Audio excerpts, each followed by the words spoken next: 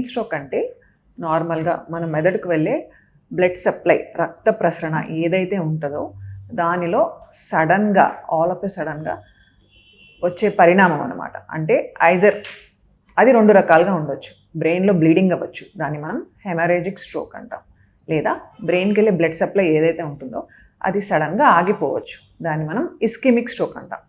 So ఒక part of the brain లేదా 2 sides కూడా రావచ్చు.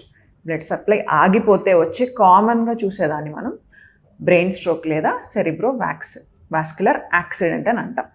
సో స్ట్రోక్ అంటే బ్లడ్ సప్లైలో వచ్చే సడన్ పరిణామం. దానివల్ల పేషెంట్కి మనం ఎలా చూస్తామంటే ఒక సైడ్ వీక్నెస్ రావడం, మాట రాకపోవడం, మింగలేకపోవడం, బ్యాలెన్స్ సడన్గా పోవడం, చూపు కనిపించకపోవడం, 1-2లా కనిపించడం, ఇవన్నీ కూడా in various degrees and proportions brain stroke లక్షణాలే. సో బ్రెయిన్ స్ట్రోక్ అనేది వెరీ బ్రాడ్ టర్మ్ వేరిన్ బ్రెయిన్లో ఒక పార్ట్ కానీ మల్టిపుల్ ఏరియాస్ కానీ డ్యామేజ్ అవుతాయి. దానికి కారణం ఏంటంటే blood supply మెడిలవ్వడం.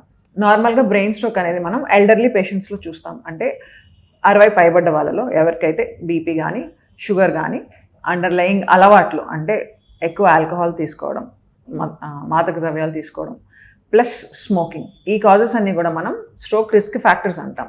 The most important risk factor వచ్చేసి ఎల్డర్లీ ఏజ్ అబౌవ్ 60-65 ఏజ్ పెరిగే కొద్దీ రిస్క్ కూడా పెరుగుతుంది. అండర్లయింగ్ హార్ట్ ప్రాబ్లం ఉన్నా, లేకపోతే నేను ఇందాక మెన్షన్ చేసిన రిస్క్ ఫ్యాక్టర్స్ ఉన్నా కూడా ఈ బ్రెయిన్ స్ట్రోక్ అనేది వస్తుంది. సో ఏదైనా ఫర్ ఎగ్జాంపుల్ ఒక 1/2 ఆఫ్ ద బ్రెయిన్లో లెఫ్ట్ సైడ్ బ్రెయిన్ డ్యామేజ్ అయ్యింది బికాజ్ ఆఫ్ స్ట్రోక్, అంటే బ్లడ్ క్లాట్ ఇస్కెమిక్ స్ట్రోక్. అంటే రైట్ సైడ్ మనం పేషెంట్కి వీక్నెస్ ఎక్స్పెక్ట్ చేస్తామన్నమాట. దాన్ని మనం పారాలిసిస్ అంటాం. నార్మల్గా పేషెంట్స్ మా దగ్గరకు వచ్చిన వాళ్ళు ఒక చెయ్యి కాలు లాగేసింది అంటారు. Apart from hand and leg నార్మల్గా చాలాసార్లు ఫేస్ కూడా వీక్నెస్ రావడం జరుగుతుంది, మూతి పక్కకి రావడం జరుగుతుంది, కొన్నిసార్లు ఫిట్స్ లాగా రావడం కూడా జరుగుతుంది. పేషెంట్ కళ్ళు తిరగడం, స్పృహలో లేకపోవడం, కోమాలోకి వెళ్ళిపోవడం కూడా జరుగుతుంది. ఇది డిపెండింగ్ అపాన్ ద సివియరిటీ, అంటే ఎంత సివియర్గా మనకి బ్రెయిన్ స్ట్రోక్ వచ్చిందనేది.